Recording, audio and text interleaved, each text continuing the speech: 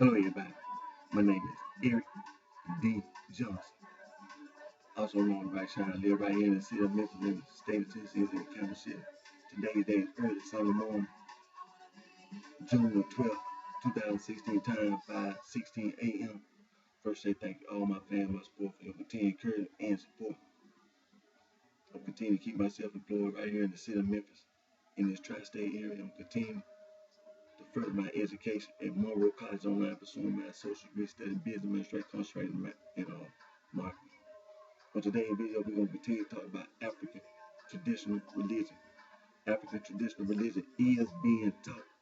It's being taught at institutions of higher learning, colleges, universities in sub-Saharan Africa. You can earn a bachelor's degree, master's degree, PhD in African traditional religion. You can go to a campus in sub-Saharan Africa. You can get in contact with the school, find out what the requirements are for you to be enrolled. Get in contact with the Department of Religion, Philosophy, see what you need to do to be able to study African traditional religion on campus. You can also study African traditional religion online. It's being taught online at the Open University of Nigeria. The Open University of Nigeria, they teach African traditional religion at the campus and online. Another institution that teach African traditional religion on campus and online, the University of South Africa. University of South Africa. So I encourage each and everyone who is interested in studying African traditional religion, you're interested in earning a bachelor's degree, master's degree, PhD in African traditional religion, get in contact with these institutions in sub-Saharan Africa. Get in contact with them. Find out what the requirements are for you to be able to be enrolled either on campus or online. Now, where's sub-Saharan Africa? Get the map.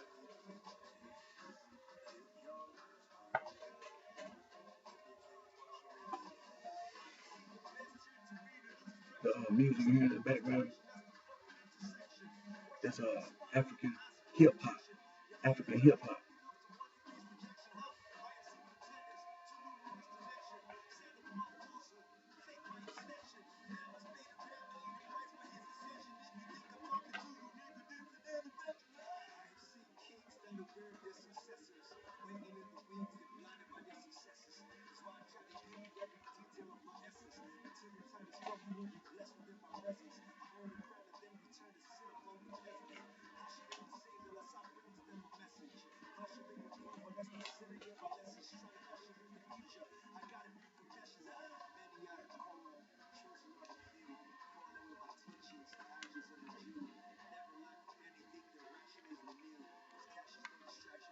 Now, on this map here, this is a language map.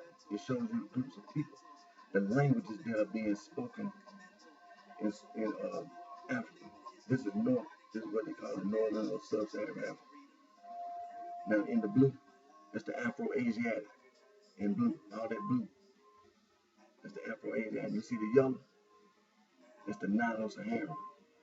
Now, you see the dark orange color, that's the Niger-Congo A. And you see the light color orange, that's the Niger-Congo B. Now, that's what they refer to as West Africa and Sub-Saharan Africa.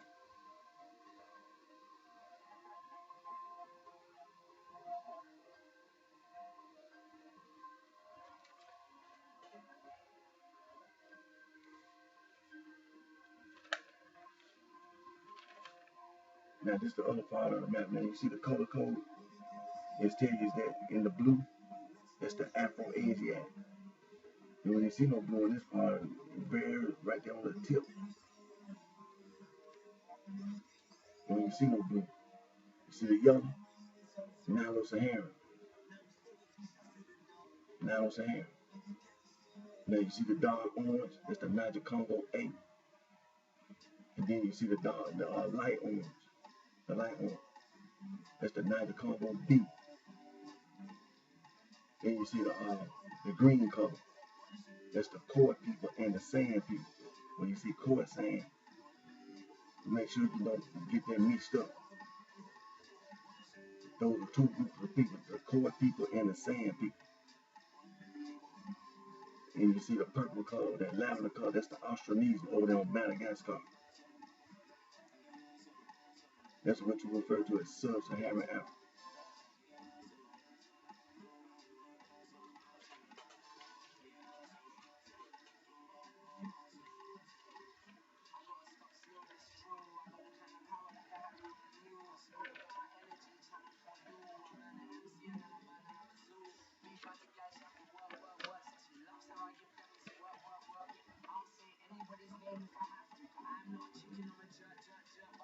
Now this is another, this is what they refer to as sub-Saharan Africa. And these are the people, the Niger Congo people. This is the language that they speak in that part of the continent.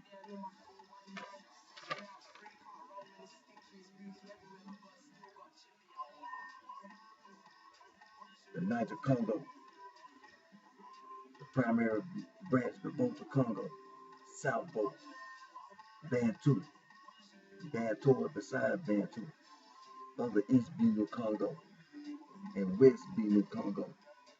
Then you have your North Volta. And also in the South Volta, you have the Quake, also West Benue Congo and your Quake. That's in the South Volta. Now your North Volta is your Kru, Sinufo, your Gur, that's a Volta language, and your Adamantwe, your Budgie, that's the North Volta. Then you have your other primary branches, your Kordofan, your Mandi, your Atlantic, and your Dogon.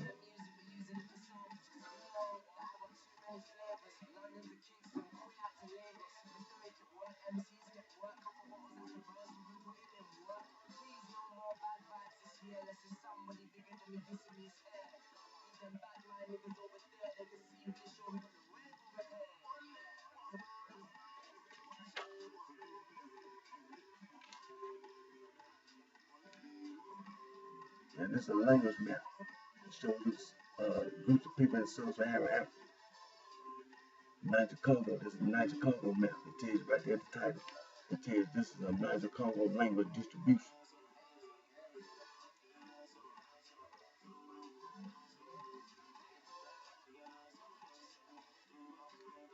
And it tells you the Atlantic group is Wolof, Fule, and also Sira. That's also Atlantic, the Sira. Then you have the Mandi, Bambare, uh, Malinke, Mandingo, and Dayule. Then you have your Kru, you have your Gur, then you have your Quay languages, which is Bale, Akan, and Iwi. Then you have your Dogon, and you have your Adjor. Then you have all your Anamantwe, Bunjan language, Chibaye, Banda, and Zandi. Then you have your Kordofanians. Then you have your non-Bantoa, Yaruba, and Igbo. Then you have your Bantoa, Fang, Tiki, Dengale, Mango, there's Mungo, and Kundu. You have your Congo, Chauki, Lube, Luganda, Rwanda, Burundi, Sukume, Kikuyu, Swahili, Makuwe, Inyanje, Bembe, Shone, Tisange, Northern Soto, Zulu, Southern Soto, Kosa, Tiswane, Indongo, Indonge, and Umbundu.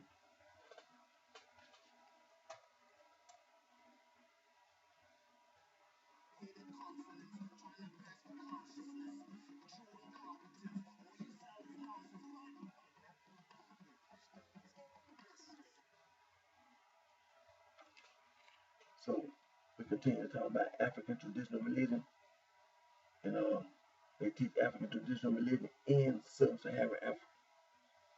the people who live in sub-Saharan Africa, Niger, Congo.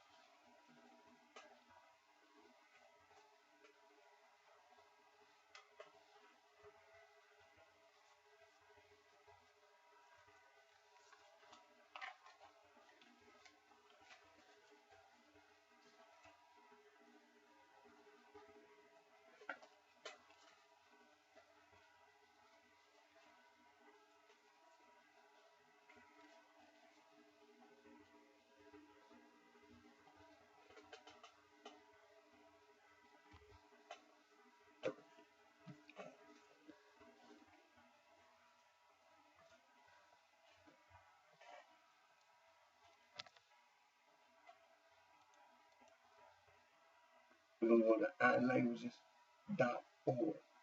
ilanguages.org. Yaruba.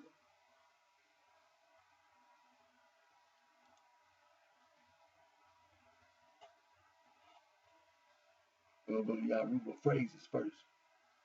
Yaruba phrases. Hi, what is your name? Kimi Oroku Ri. Kimi Oruko Ri. Nice to meet you. Odare Leta Padi. How are you? Bewolo Siwe. I'm good, thanks. Mowe Dede Isi. And you? Eta Awu. I go here to the Igbo. We'll go over here to ilanguages.org Igbo.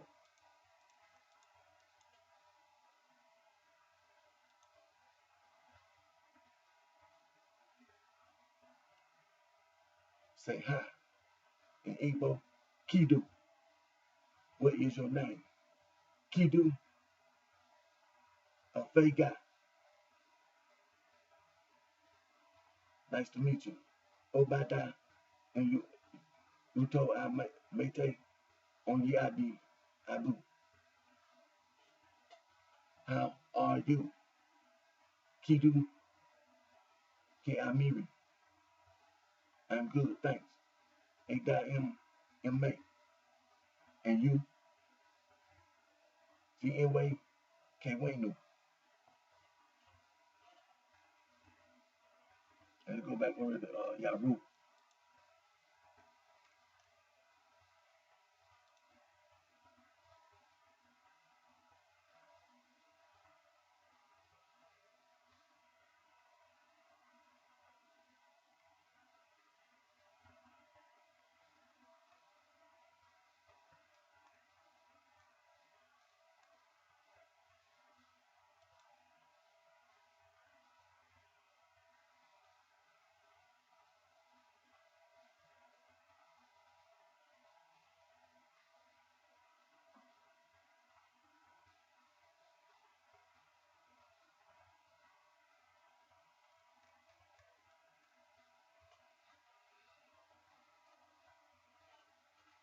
Let's go over here to Yaru vocabulary.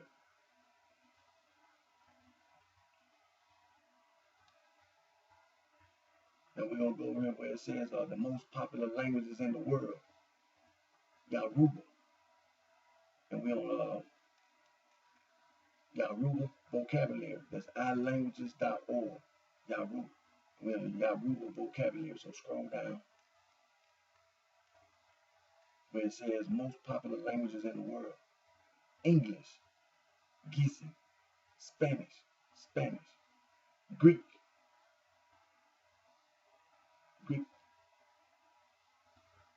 Hindi, French, Farsi, Italian, Russian,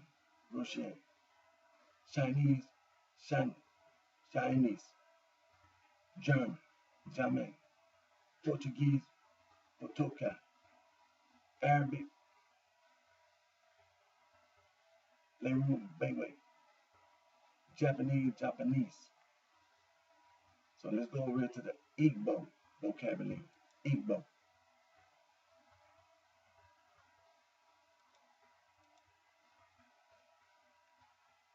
And scroll down vocabulary. We're on ilanguages.org. Igbo. And go to the Igbo vocabulary. Go to Igbo vocabulary and scroll down. Where it says most popular languages in the world. English, Biki, Spanish, Esusu, Indi, Spain, Penya, Greek, Esusu de Indi, Greece, Hindi, Esusu, Indi, India, French, Esusu, Indi, French, Italian, Esusu, India, Italy, Russian, Esusu, Indi, Russia, Chinese, Esusu, Indi, China, German, Esusu, Indi, Germany, Portuguese, Esusu, Indi, Portugal, Arabic, Arabic, Japanese, Esusu, Indi, Japan. So we on ilanguages.org, Yaruba, and ilanguages.org, Igbo. We just did vocabulary, and we're gonna go to our reading. And before we end today's video, we're gonna go back to our Yaruba and Igbo on learn101.org, Yaruba, and learn101.org, Igbo. We're gonna go to our reading.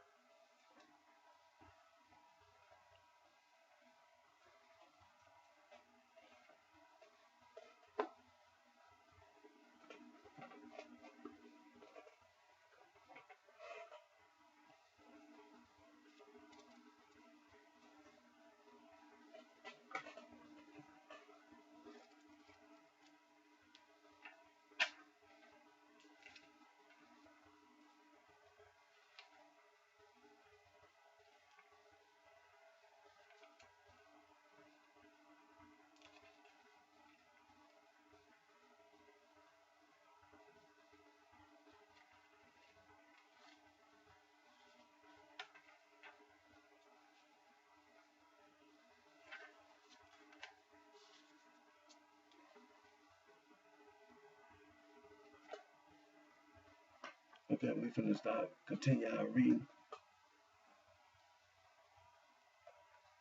on the book West African Traditional Religion, written by Dr. Joseph Omasede Emalelu and Dr. P. Adalumo Thopemu.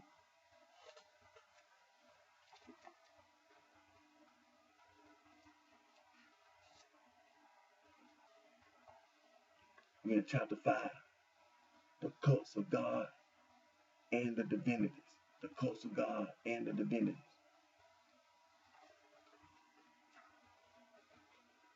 We're on B right now, objects of worship. From the earliest time, man has found specific objects to symbolize the invisible, supersensible world. In West Africa, each divinity has his or her specific sacred objects. These objects can either be symbols or emblems. The symbols can be anthropomorphic images of the divinity, while the emblems can be the sacred objects specially set apart as visual representations of the divinity. People also feel that certain natural objects and places have peculiar religious significance. Such objects and places are dedicated to the divinity. Thus, rivers, mountains, special trees, and stones are used for religious purposes. An emblem or a symbol is usually kept from profane touch and out of ordinary reach. There are those which are not carried out from the temple of the divinity, while there are those which only come out during festival occasions. At such times, they are carried in procession with much ceremony. In the temples and at shrines, we can find calabashes, stones, carved images, pots, axe heads, metal snakes, and such like symbols representing the divinities. In Yoruba land, iron is the emblem of Ogun. Stone or laterite is one of the emblems of Isu, and brass, Edom, is one of the emblems of Baruku. These symbols and emblems are not important in themselves, nor do they possess any meaning apart from the spiritual. Basically, they are the external, physical, visual, concrete representations of the internal conception of spiritual entities. They illustrate the popular conception that they are receptacles of supernatural powers and signs of the divinities, ever abiding present. People in seeing them believe that the divinities are near, ready to hear, forgive, and bless. The fact that the symbols only represent concrete expressions of human ideas of the supersensible world is demonstrated in the attitude of the people to the objects. Thus, the objects can be discarded, thrown away, replaced, or turned into common use without the being of the divinity being affected. C. Places of worship. One going through West Africa will be fascinated by the numerous religious places like temples, shrines, or groves. These places serve as the center of worship where the unseen supersensible reality has communication and communion with the world of man. It is possible that man, from the timeless beginning, worshiped anywhere and everywhere. And wherever man felt the sense of the divine, he offered worship. But as man ceased to be a wanderer and permanent settlement came into being, worship also began to have fixed localities. Thus came into being shrines and groves.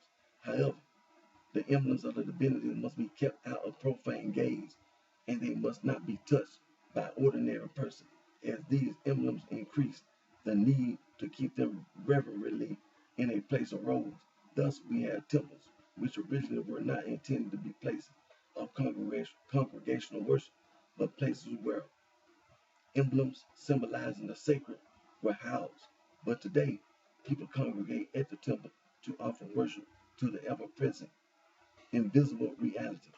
A shrine is a sacred place of worship.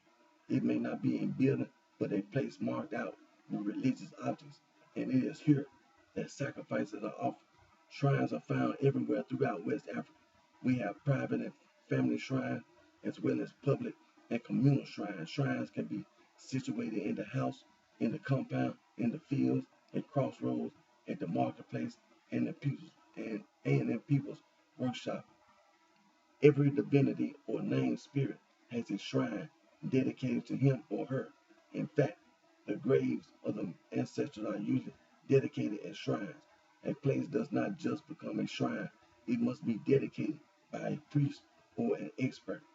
Such dedication may involve the use of magical apparatus so that the place may be a powerful place of worship. It may be difficult for laymen to observe the ceremony of dedication in detail, but it may be possible to describe a shrine after it has been dedicated. For example, among the Yoruba, the shrine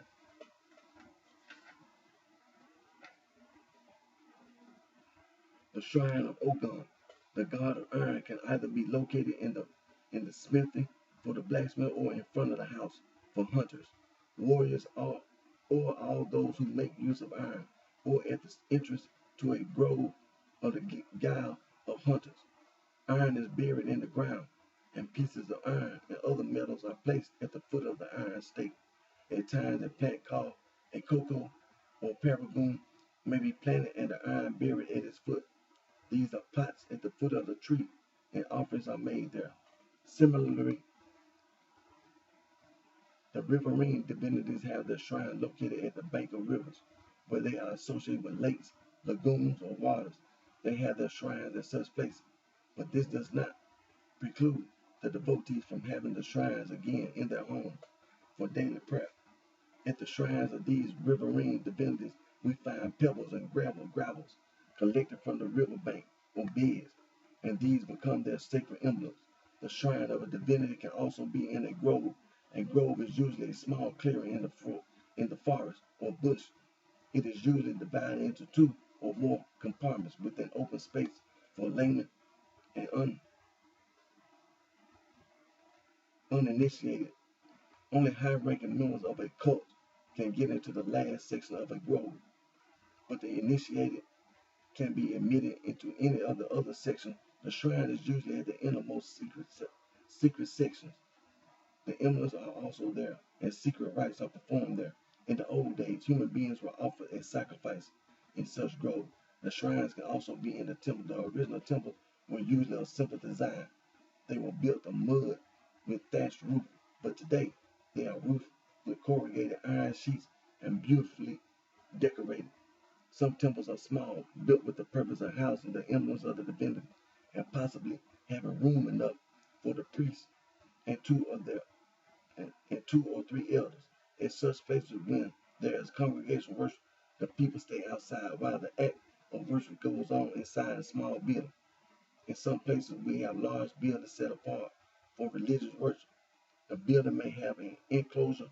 It can also be divided into two or three compartments. For example, among the Iwi, the temple contains seminaries for the training of priests, and among the Yaru, the temple of Baruku is usually of a simple construction with two rooms. It is walled with mud, roofed with corrugated iron sheets, and the front wall is often decorated with multifarious patterns. There is a veranda in front of the whole temple structure, and this is cemented. This design is, however, not traditional, but it is the result of trying to modernize things. There is usually an enclosure built around the temple. Inside one of the rooms, the paraphernalia of the divinity are scrupulously housed. The second room houses the communal shrine of the divinity. It is not just any worshiper that can enter this place. Only the head priestess and about 4 or 5 of her subordinates or co-officiants can enter into the shrine. All principal divinities have their temples. Each temple must contain a shrine, and priests must also be attached to the temple. That is why we do not regard the Igbo Mbari houses as temples, since there are no priests attached to them. The Mbari houses are only built at the specific command of a divinity, and they are filled with various clay and painted images of human beings and animals. No one looks after the Mbari houses, and they can be allowed to fall into ruins. However, priests and priestesses usually look after the temples under their care. They keep them clean by sweeping the area and rearranging temple utensils periodically. Okay, we're going to stop right there.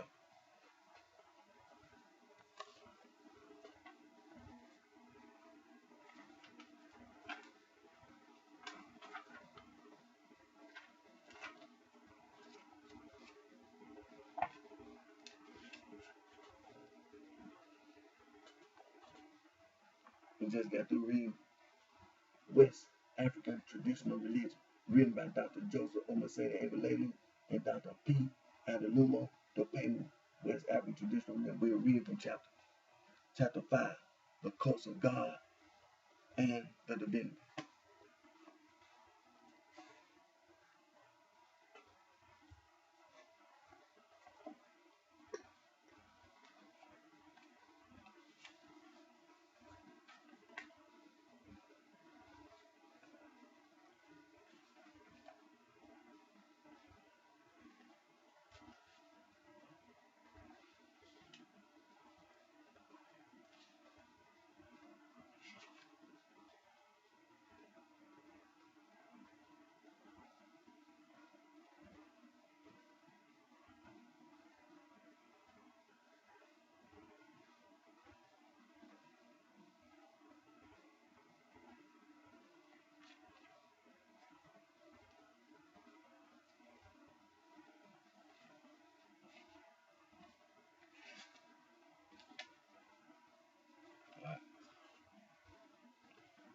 I'm going to read from Dr. John S. M. Beatty, African Religions and Philosophy.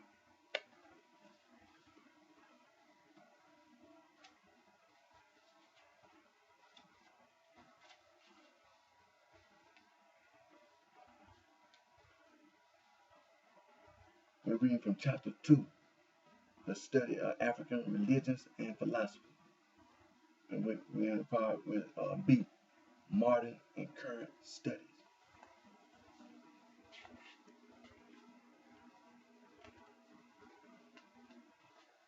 In recent years, a change of approach and attitude has begun to take place. We mention here some of the books and new methods without elaborating on them.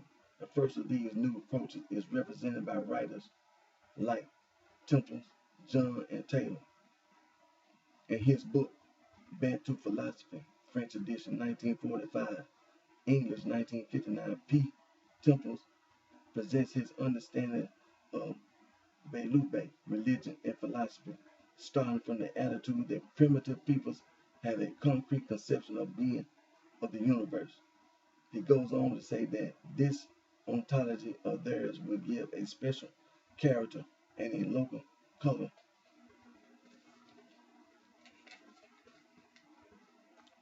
to their beliefs and religious practices, to their language, to their institutions and customs, to their psychological reactions, and more generally, to their whole behavior.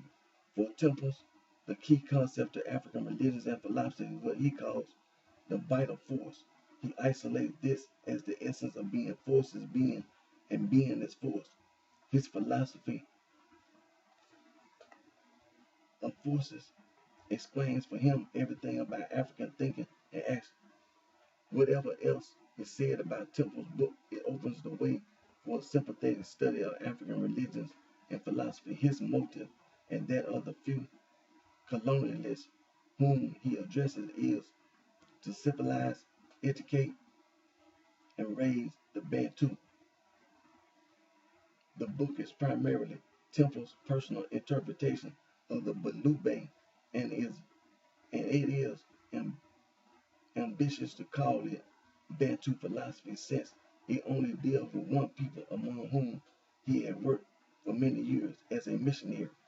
It is open to a great deal of criticism, and the theory of vital force cannot be applied in other African peoples with whose life and ideas I am familiar.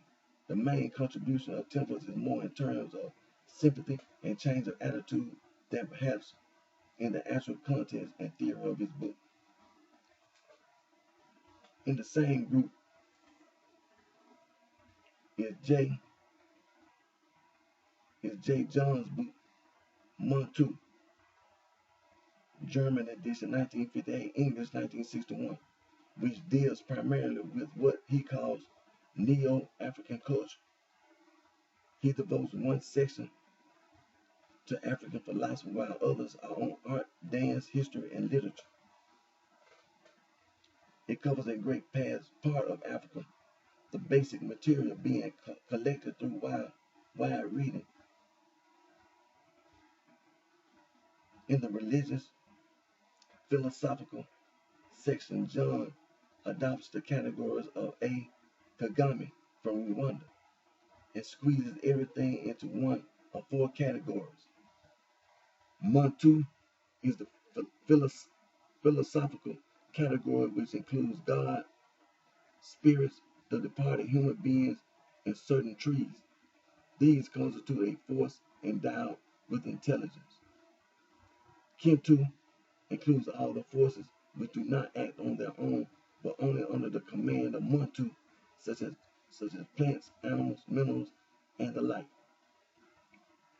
Hentu is the category of time and space. Kuntu is what he calls modernality and covers items like beauty, laughter, etc.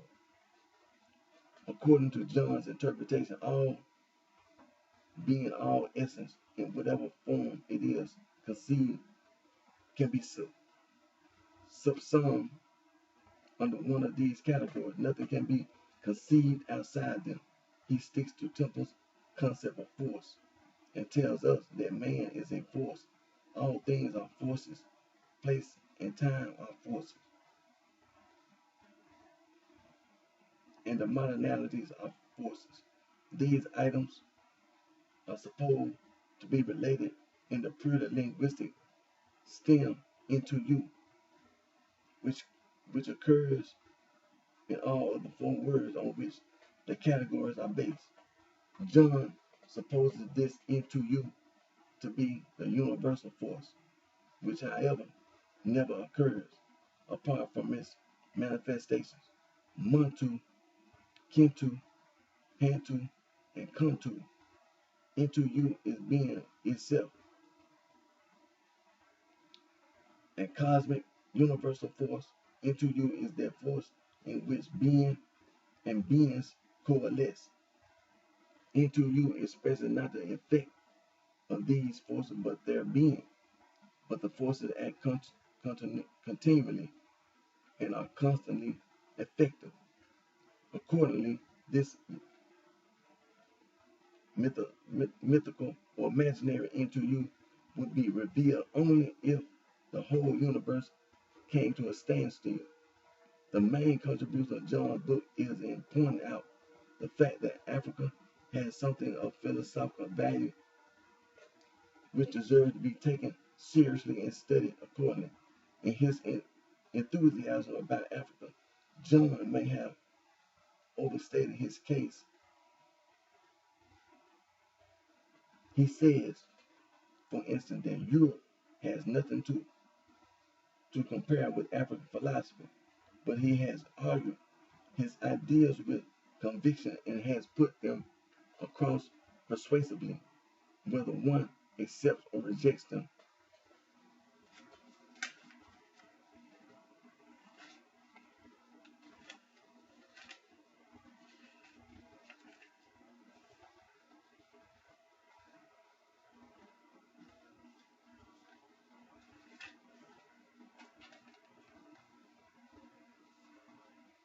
In the English world, this sympathetic approach to African religions and philosophy is best represented by J.B. Taylor in his book, The, Primal Vision, 1963. This is a contribution to studies in the series Christian Presence, and the book is clearly directed towards that end. With one foot in Christian theology and the other in contemporary Africa with its traditional and modern life, Taylor managed to penetrate considerably African thought in describing mainly for European readers what he calls the primal world.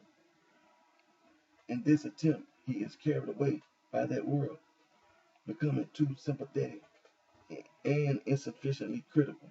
He presents everything as if it were so sacred, holy, pure, and clean that it is being polluted by Christianity, Westernism, urbanization, and the ways of technological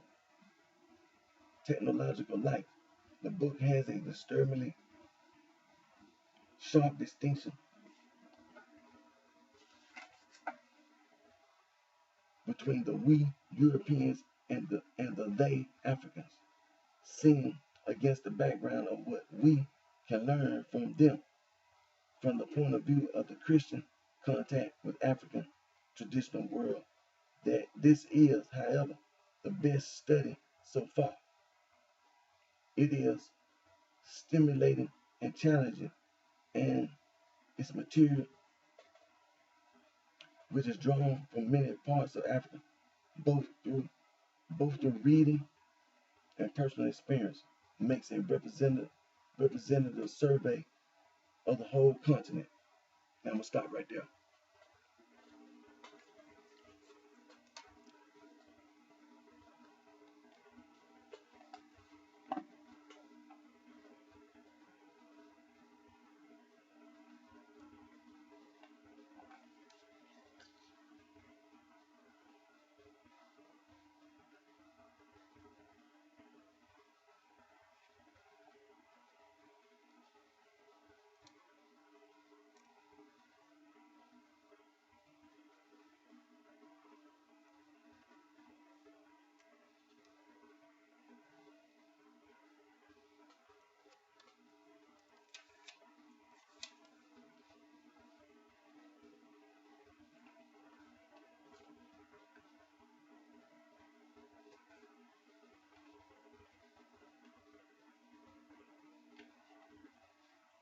We just got through reading the book, reading by Dr. John S. M. Beatty, African Religions and Philosophy.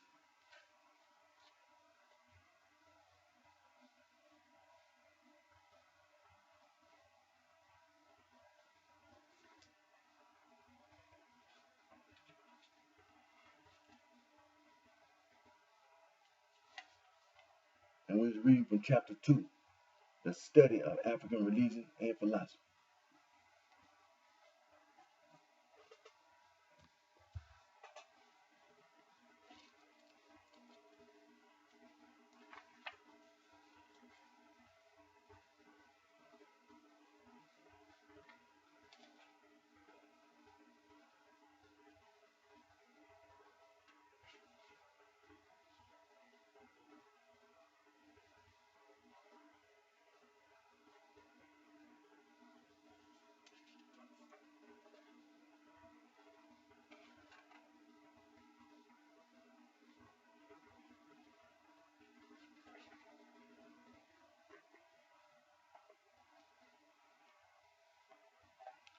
finna read the book, African Traditional Religion, A Definition, written by Dr. E. Aloji Adowu. African Traditional Religion, A Definition, written by Dr. E. Aloji Adowu.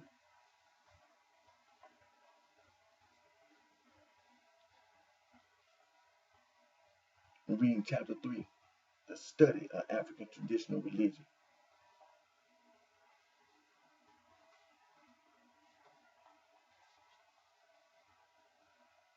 S. F. Nadell takes up this question with particular reference to new religion. He begins by anticipating the objective's standpoint of thinking that the word religion, with reference to the new, is only a convenient label. He looks at the whole situation. The new are internally divided in various ways. Their religious beliefs and practices differ considerably in different parts of the country, with local cults and forms of worship varying from region to region, village to village. Yet he feels justified in using the word religion to cover the whole of the various systems in consequence of an underlying unity. The varieties hang together in irrelevant respects, the diverse and separate practices being instances of a common creed. Nuke themselves will describe it all as concerned with so-called deity, not with the divinities on the whole. He uses religion to cover both that which may be properly so described and every other thing that bears on religion. The most basic concept of new theology, that of the supreme being, is also the widest. In a sense, it stands for the whole realm of religion. We may support this with temples, findings among the Bantu. Life belongs to God. It is He who summons it into being, strengthens and preserves it. We find that in Africa, the real cohesive factor of religion is the living God, and that without this one factor, all things will fall to pieces. And it is on this ground, especially this identical concept, that we can speak of the religion of Africa in the singular. Now, the word traditional, we have used this word to mean native, indigenous, that which is aboriginal or foundational, handed down from generation to generation, that which continues to be practiced by living men and women of today as the religion of the forebears, not only as a heritage from the past, but also that which peoples of today have made theirs by living it and practicing it, that which for them connects the past with the present and upon which they base the connection between now and eternity with all that spiritually they hope or fear. Recently, W. Cantwell Smith has questioned the appropriateness of the phrase traditional religion. As I stand before, he says, I learned to refine the concept religion. Every religion is a new religion every morning. One might almost go on to say the concept traditional religion is a contradiction in terms. A man is not religious if his religion is only traditional, or even primarily traditional. There are groups for whom history, even historical tradition, has been religiously important, but only if and in so far as and because it could introduce the devotee to something beyond history, something here and now, and or beyond all time. He raises this question because he is very much aware that it is easy in the study of religion to lose sight of what is happening to man's religiousness in the flux and turmoil of the modern world. This is in line with A.C. Bouquet's warning that in studying religion one must be careful not to engage oneself in the fruitless task of studying fossil religion. As we have already observed, religion that is worth the name is religion as practiced by living men and women. And that means that the phenomena of change must be taken into account. Thus, traditional religion, as used for indigenous religion in Africa, is religion as it actually is today. But religion as it is today is meaningless unless its basic past is related to the present. It is true that traditions now extant are deposits of earlier men's faith. At best, they can be the efficient cause of the faith of men of today.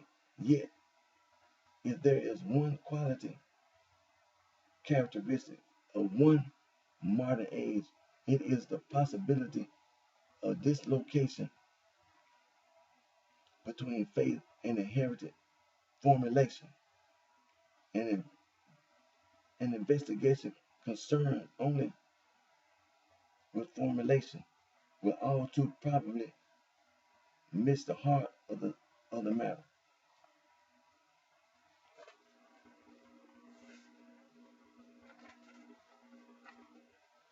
But the same will be true of an investigation concerned with faith, which ignores its history and tradition. Faith does not hang in the air. It is in the hearts of persons for whom it gives meaning to the past, informs the present, and establishes hope in regard to eternity.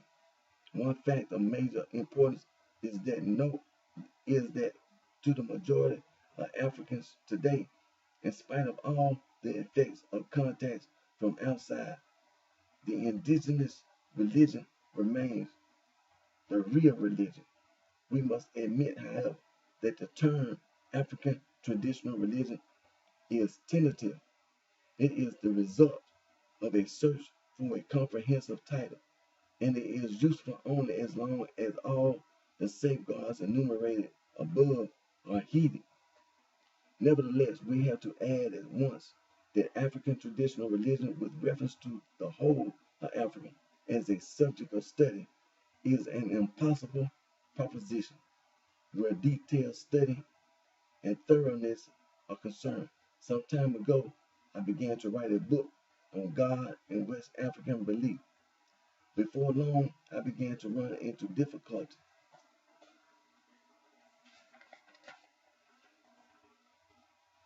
and had to admit that it would be unwise for any one scholar to attempt such a formidable task.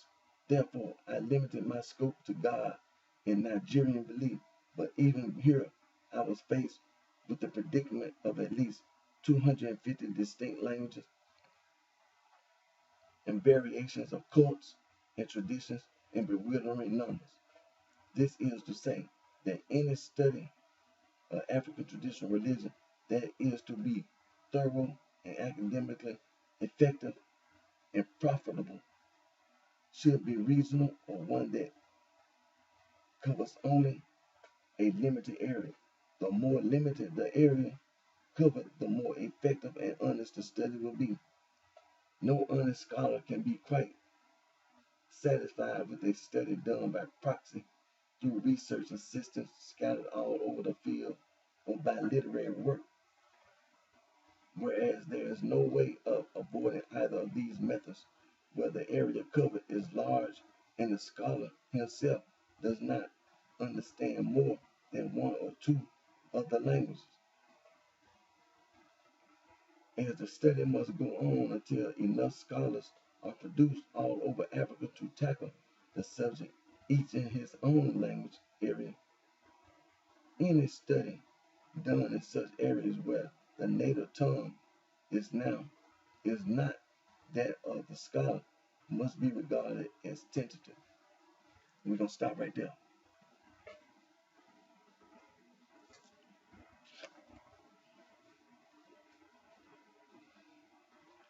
Okay, we're gonna stop right there. We just got through reading the book African Traditional Religion, a definition written by Dr. E. Aloji Adowu.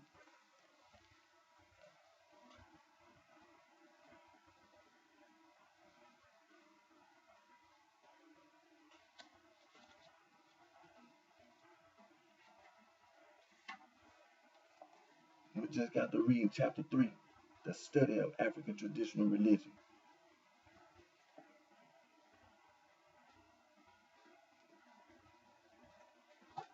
We're going to go back to our Yaruba.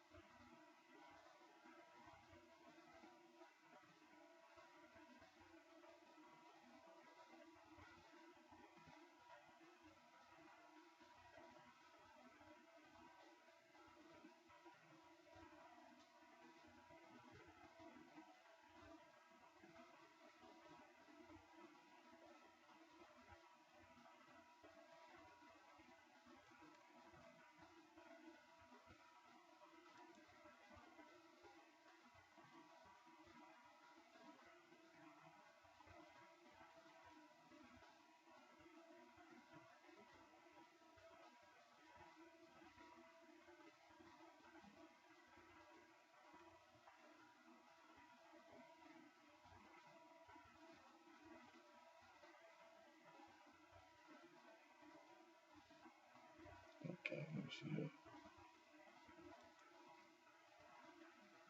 Okay. Okay, we're going to go over here to the Yaruba nouns.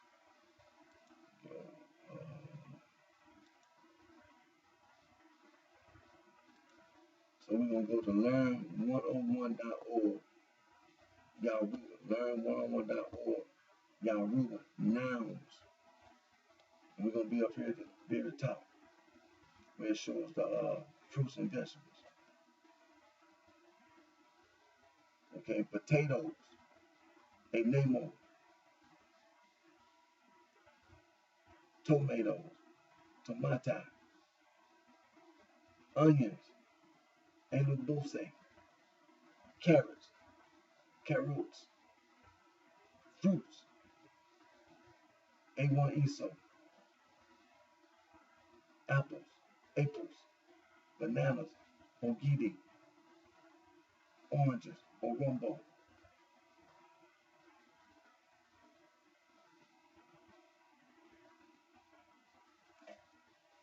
Now let's go over here to the Igbo. Learn101.org. Igbo nouns. We're at the very top. Potatoes, induco. Tomatoes, tomatosa.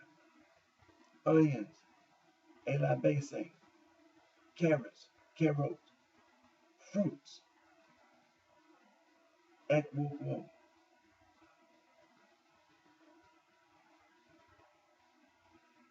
Ekwukwo, indu. Apples, aplu.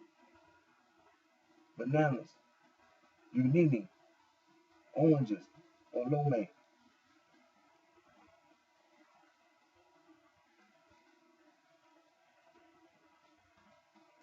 And we're going to go back over to the Yaruba nouns. Scroll down, scroll down.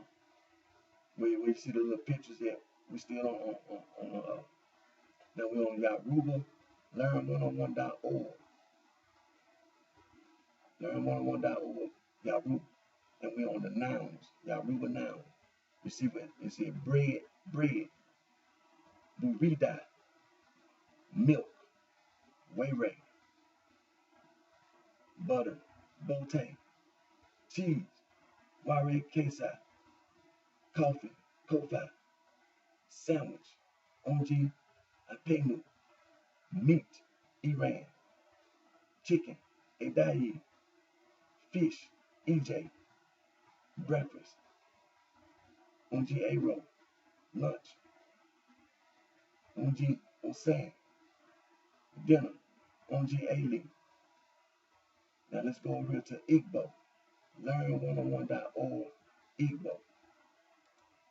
We're on now, so scroll down. We'll see the pictures. Bread,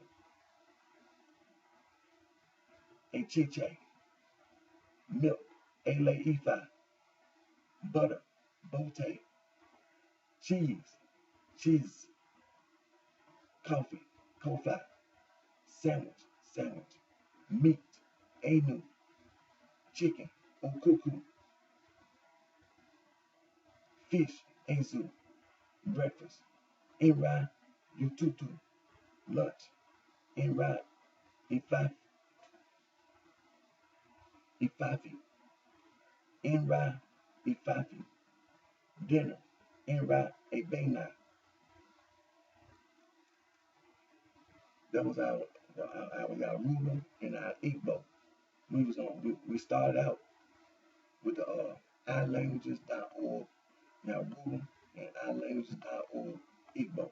We're going to end today's video with learn101.org, Yaruba, and learn101.org, Igbo. We did the nouns. And so we're going to get ready to end today's video. Again, my name is Eric D. Johnson, also known as BrightShine. I live right here in the city of Memphis. It's in the state of Tennessee. It's in the county of Shelby. Thank all my fans, my support, for your continued encouragement and support. I'm continuing to work on my entertainment and my music interests. And until my next video, you take care of yourself and wish each and every one of you the very best.